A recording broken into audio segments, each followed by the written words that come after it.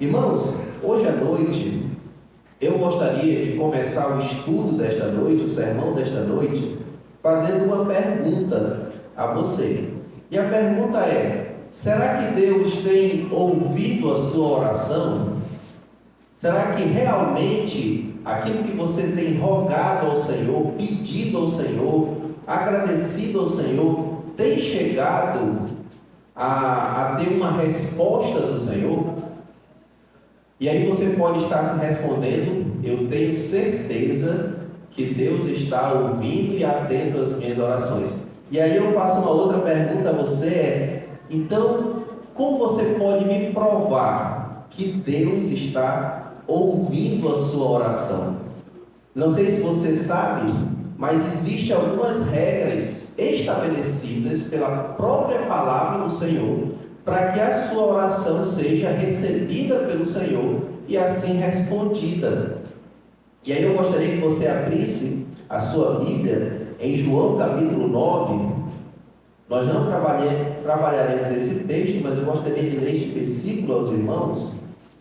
João 9 e o versículo 31, que diz assim: sabemos que Deus não atende a pecadores, pelo contrário, se alguém teme a Deus e pratica a sua vontade, a este ele atende. Então vou ler mais uma vez com os irmãos.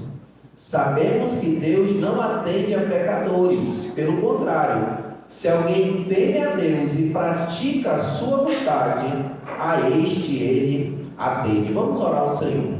Senhor nosso Deus, nós te agradecemos pelo privilégio de estarmos hoje na tua casa para louvar o teu nome. Esteja, Senhor, consolidando a sua palavra sempre em nossos corações. Em nome do Senhor Jesus. Amém. E nós vamos trabalhar um texto que também é muito conhecido, e é um texto lá do Velho Testamento, e você pode estar abrindo a sua Bíblia em 2 Crônicas, capítulo 7. E aí você vai poder deixar a sua Bíblia aberta há alguns minutos nesse texto. 2 Crônicas, capítulo 7. E nós vamos ler a partir do versículo 11.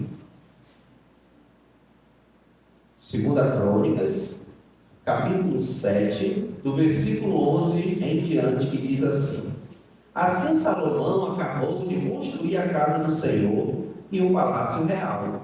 Tudo que Salomão tinha planejado fazer na casa do Senhor e no seu palácio, ele efetuou com sucesso.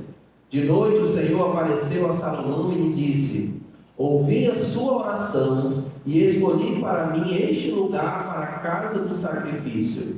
Se eu fechar o céu de modo que não haja chuva, ou se ordenar os gafanhotos que consumam a terra, ou se enviar peste entre o meu povo, se o meu povo, que se chama pelo meu nome, se humilhar, orar, me buscar e se converter dos seus maus caminhos, eu ouvirei dos céus, perdoarei os seus pecados e sararei a sua terra. Os meus olhos estarão abertos e os meus ouvidos estarão atentos à oração que se fizer neste lugar. Porque escolhi e santifiquei este templo, para que nele esteja o meu nome para sempre. Os meus olhos e o meu coração estarão ali todos os dias. Se você andar diante de mim, como fez o seu pai Davi, fazendo segundo tudo que lhe ordenei, e guardando os meus estatutos e os meus juízos, também confirmarei o trono do seu reino, segundo a aliança que fiz com Davi, seu pai, dizendo: nunca lhe faltará sucessor que governe Israel. Porém, se vocês se afastarem de mim e abandonarem os meus estatutos e os meus mandamentos que eu lhe prescrevi, e se servirem outros deuses e os adorarem, então os arrancarei da minha terra que lhes dei, e lançarei para longe da minha presença este templo que santifiquei ao meu nome, e tornarei o templo em motivo de provérbio e de escárnio entre todos os povos. Aqui nesse texto nós conseguimos observar que o Senhor coloca condições para que a sua bênção esteja sobre ele. eles, né? Aqui o povo e também Salomão. E aí ele coloca essas condições dizendo que ele estará com eles se eles não se perverterem dos seus caminhos. E como, irmãos, isto é importante para que as nossas orações não sejam interrompidas. E nesta noite eu gostaria de mostrar aos irmãos alguns passos que precisam ser dados, que nós precisamos fazer para que Deus ouça a nossa oração e assim atenda às nossas orações. É importante a gente entender que este condicional, estas coisas que precisariam ser feitas, elas também devem ser feitas por nós hoje, né? Você pode pensar que já faz tanto tempo que Deus escreveu isso, está lá no Antigo Testamento. Será que serve para nós hoje? Com toda certeza. Nós precisamos entender que essas condições que Deus coloca, Ele também revalida estas coisas no Novo Testamento.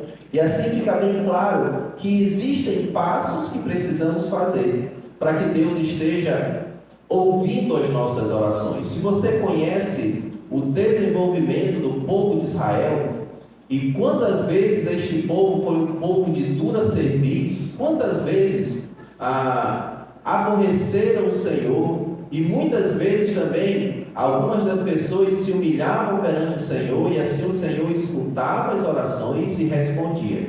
Se você ler o Velho Testamento, você vai ver isso quase que constante. O Senhor pesando a sua mão sobre o seu povo, e assim também, depois disso, abençoando o seu povo. Fica bem claro que nós precisamos estar atentos como está a nossa vida, para que as nossas orações não sejam interrompidas diante do Senhor. Muitas pessoas até pensam que por estarem se congregando, por estarem vindo todo domingo à igreja, Deus estará abençoando, Deus estará ouvindo, Deus estará feliz com as suas práticas. Mas a verdade não é essa. Nós precisamos, e aí nós vamos trabalhar o texto de 2 Crônicas 7,14, que diz assim: se o meu povo, que se chama pelo meu nome, se humilhar, orar e me buscar, e se converter do seu mau caminho, então eu ouvirei do céu, perdoarei os seus pecados e sararei a sua terra. Então, com este versículo, nós vemos que o primeiro passo que nós precisamos fazer, o primeiro passo que deve ser real na vida de todo crente, é chamar Deus pelo seu nome e humilhar-se. Irmãos, muitas igrejas têm pregado um Jesus que não é o Jesus que contém nestas páginas da Bíblia, na página da sua Bíblia. Tem pregado um Jesus totalmente diferente daquele que é o Senhor Todo-Poderoso. E o primeiro passo que nós devemos fazer é reconhecer o Senhor Jesus como o único Deus e chamá-lo pelo seu nome que é excelso, pelo nome a qual no Novo Testamento vai dizer que não importa nenhum outro nome, porque não foi dada autoridade a nenhum outro nome a não ser o dele, pelo qual importa que sejamos salvos. Nós devemos reconhecer que Jesus é o Salvador das nossas vidas. Nós temos um exemplo bem claro disso, quando Paulo, ainda não habitado pelo Espírito Santo, ainda perseguindo a igreja, lá em Atos capítulo 9, quando é jogado do cavalo pelaquela luz que brilha ao meio-dia, e quando ele cai em terra, ele faz uma pergunta. Ele não pergunta apenas quem é que está fazendo isso comigo, mas ele pergunta: quem és tu, Senhor? Ele reconhecia que aquilo que estava acontecendo com ele só poderia ser o Senhor. E o que o Senhor responde? Sou eu, Jesus, a quem tu persegues. E a partir dali Paulo reconhece quem é o Senhor. Ele reconhece que toda a sua vida que tinha sido afrontando o Senhor Jesus Cristo, perseguindo o Senhor Jesus Cristo, e aí ele reconhece que Jesus Cristo era o verdadeiro Salvador do mundo. E aí, se você conhece o livro de Atos, Lucas escreve que ele começa a dizer que Jesus era o Salvador esperado. E aí, alguns versículos depois, passa alguns anos, e a gente data mais ou menos 10 anos, e Lucas já relata que ele não só dizia, mas ele comprovava no Velho Testamento que Jesus Cristo é o Senhor. Então, irmãos, o primeiro passo que nós devemos fazer é reconhecer quem é o nosso Deus. E quando nós reconhecemos de fato quem é o Senhor Jesus Cristo para nós vamos fazer uma coisa que ainda está neste primeiro passo, que é humilhar-se diante do nosso Senhor. Este fato, este algo que é tão difícil para algumas pessoas, se humilhar, ele é real na vida do crente. Nós precisamos nos humilhar perante o Senhor. Nós devemos reconhecer que por nós mesmos nós não teríamos nada a não ser a ira do Senhor sobre as nossas vidas. E quando nós nos humilhamos e entendemos que somos pecadores miseráveis, nós entendemos que tudo que nós temos, as bênçãos presentes, as bênçãos futuras, são nos dadas através do Senhor Jesus Cristo. Não é através do grau de instrução que você tem, né? Não importa qual seja este grau, que seja o mais elevado entre os homens. Não importa também quanto dinheiro você tem guardado no banco, isso não importa. O que importa é nós reconhecermos quem é o Senhor, chamá-lo pelo seu nome e nos humilharmos diante dele. Reconhecermos que sem ele nada podemos fazer. E o Senhor Jesus Cristo, quando esteve entre nós, mostrou o que é humilhação. Nós vemos pelo menos 3 coisas na vida do Senhor Jesus Cristo que nos mostram a humilhação. Nós vemos ele descendo a este mundo, deixando a sua glória e vindo a este mundo para fazer algo também que era muito, um sinal de muita humilhação, que era morrer em uma cruz. E ele pagou o preço naquela cruz. Também, um episódio que ele nos ensina até que devemos nos humilhar é na lavagem dos pés dos discípulos. Quando nós lemos aquele contexto e quando eles entram naquela casa, o costume daquela época era que o servo viesse lavar os pés daqueles que estavam chegando na casa. Quando não se tinha servo, uma outra pessoa, alguém que estava, o dono da casa, poderia fazer isso. E aí eu imagino o Senhor entrando com os discípulos, né? E os discípulos com os pés sujos e nenhum se levantando para nem lavar o seu próprio pé.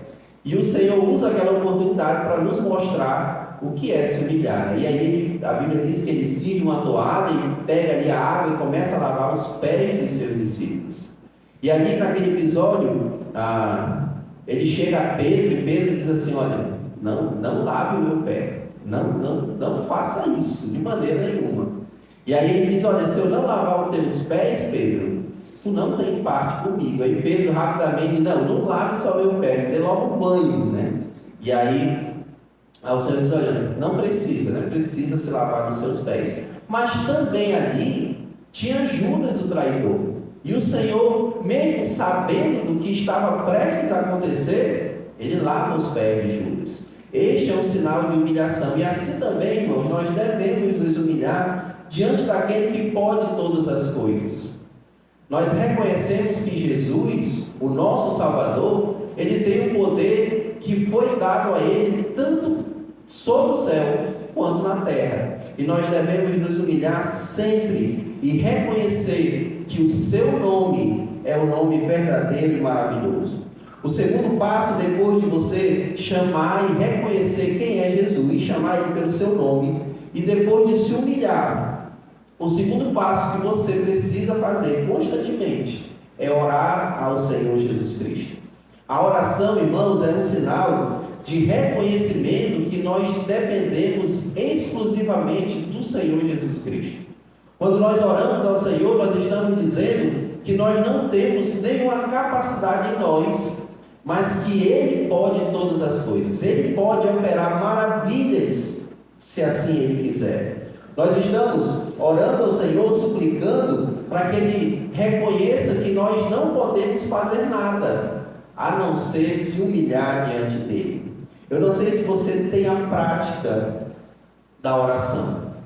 Eu sei que isso tem se perdido diante das gerações.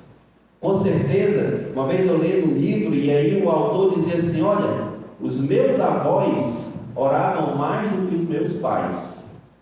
Os meus pais oravam muito mais do que eu.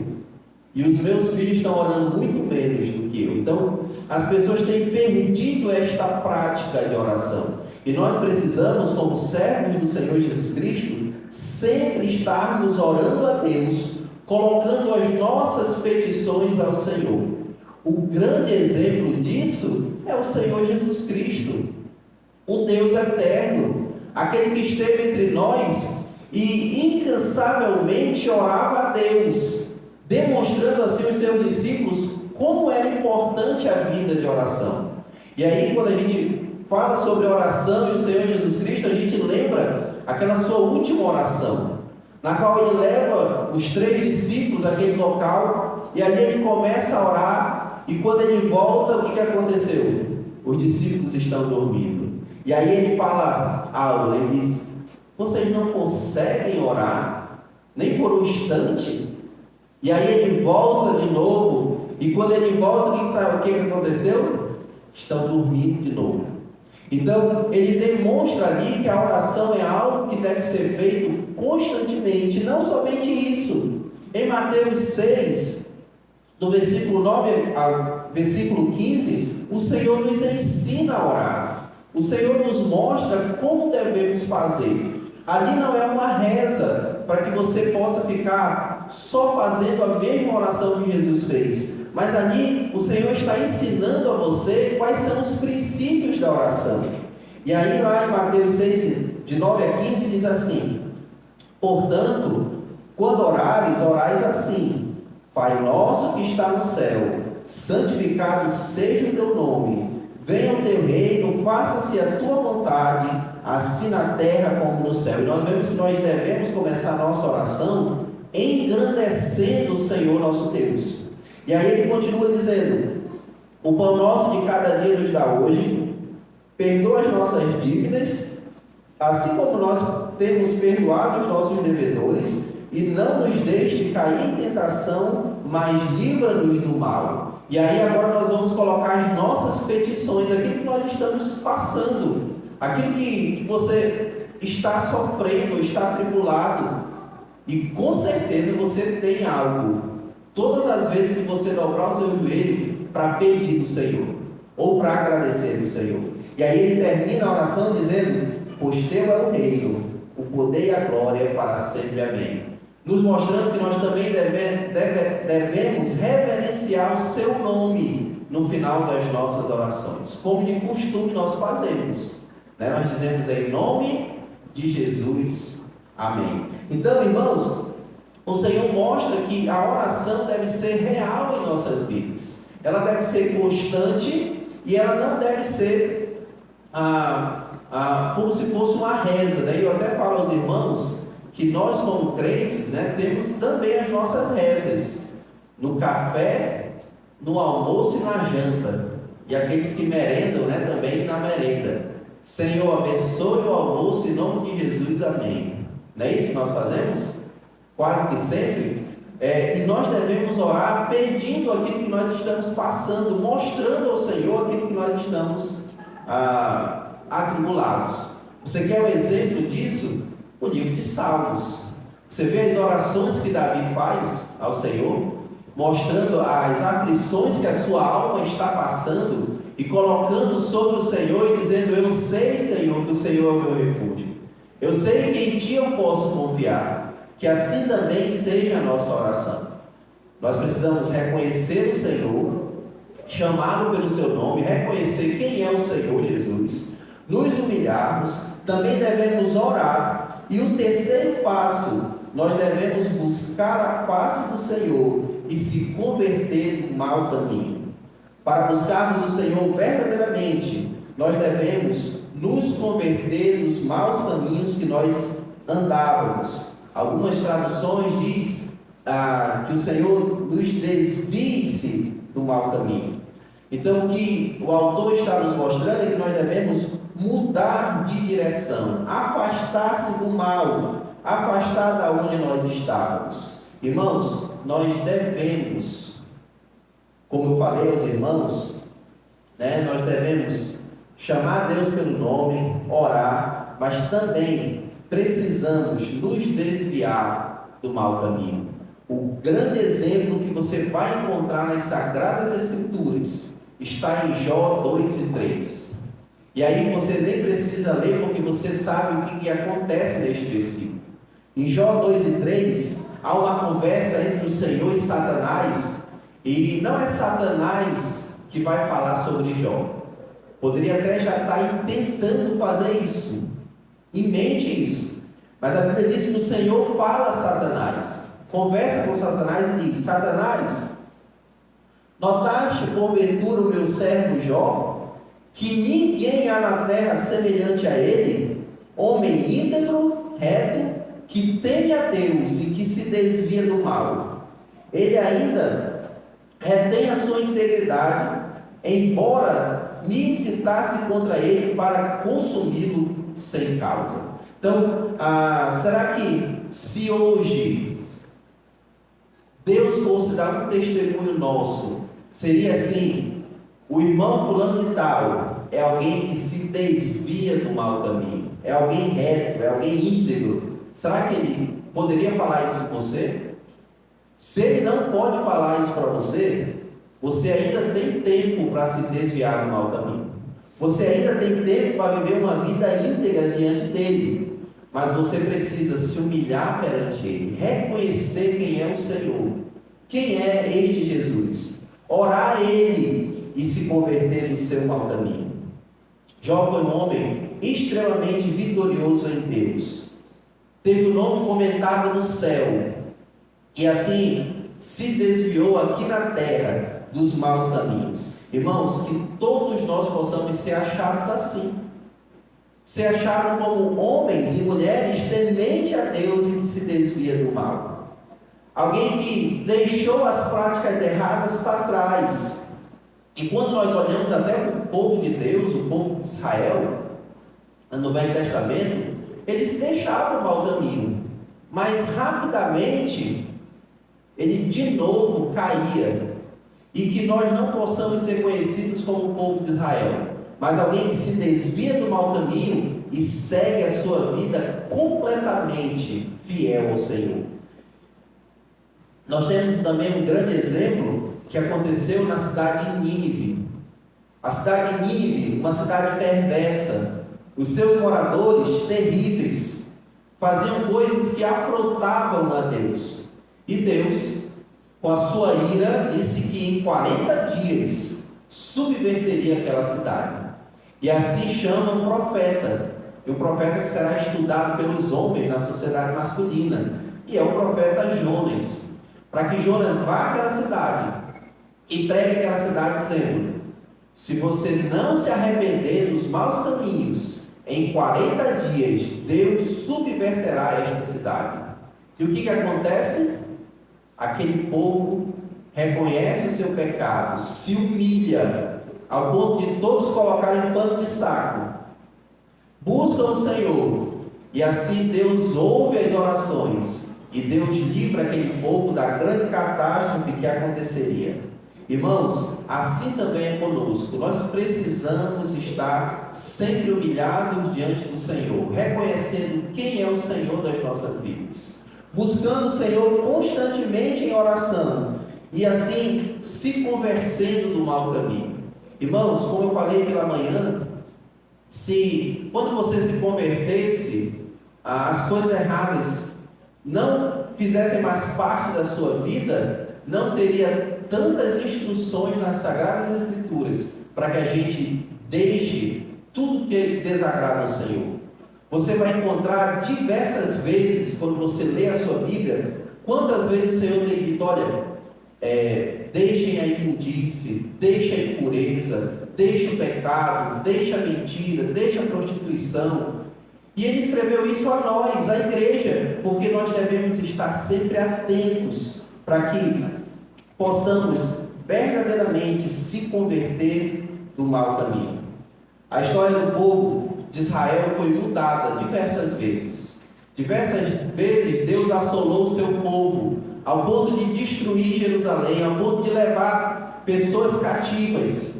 Mas o Senhor, quando aqueles homens oravam a Ele com o coração contrito, Ele ouvia. E aí Ele conseguia usar a história e usar até reis que eram perversos para glorificarem o nome do Senhor. Eu quero dizer para você que se nós hoje chamarmos o Senhor pelo seu nome, humilharmos diante dele e orarmos buscando ao Senhor e nos desviarmos dos maus caminhos, com toda certeza Ele nos ouvirá. Com toda certeza Ele continuará perdoando as nossas transgressões. E eu convido você, a partir de hoje, colocar isto em prática. Colocar em prática estes passos que precisam ser feitos em nossas vidas. Reconhecer quem é o Senhor. Reconhecer que você não é nada sem o Senhor Jesus Cristo. Outra coisa, humilhar-se diante dele. Humilhe-se diante do Senhor. Ore ao Senhor, coloque as suas dores, as suas aflições diante dele. E também busque a face dele, desviando-se do mau caminho. Com certeza você tem algo que você tem feito que desagrada ao Senhor. Todos nós. Mas hoje você tem a oportunidade de observar isso que você tem feito e você deixar para trás. E você deixar isso em um lugar em que você não mais busque aquilo, mas que você busque agora caminhar corretamente diante do Senhor. Que as palavras do apóstolo Paulo, que ele disse: eu completei a minha carreira e guardei a fé, possa ser real em nossas vidas. Possa ser real quando Deus nos chamar e nós estivermos com as nossas mãos diante dele e dizer: olha, nós combatemos o bom combate, nós completamos a nossa carreira e nós guardamos a fé. E a coroa da justiça já está guardada a todos. Irmãos, que nós possamos estar atentos para isso. Que nós possamos estar atentos para que Deus possa estar nos usando na sua obra. Vamos baixar nossas cabeças e vamos orar. Senhor nosso Deus, nós te agradecemos, Senhor, porque o Senhor é infinitamente bondoso, ao ponto de deixar receita para que as nossas orações fossem atendidas. Que o Senhor dê a capacidade a cada um de nós para estarmos prontos e também aptos a estarmos orando a Ti e o Senhor ouvindo as nossas orações. Que o Senhor possa estar com os nossos caminhos. Sabemos que tão fortemente Satanás tem lutado contra isto, contra a nossa santidade.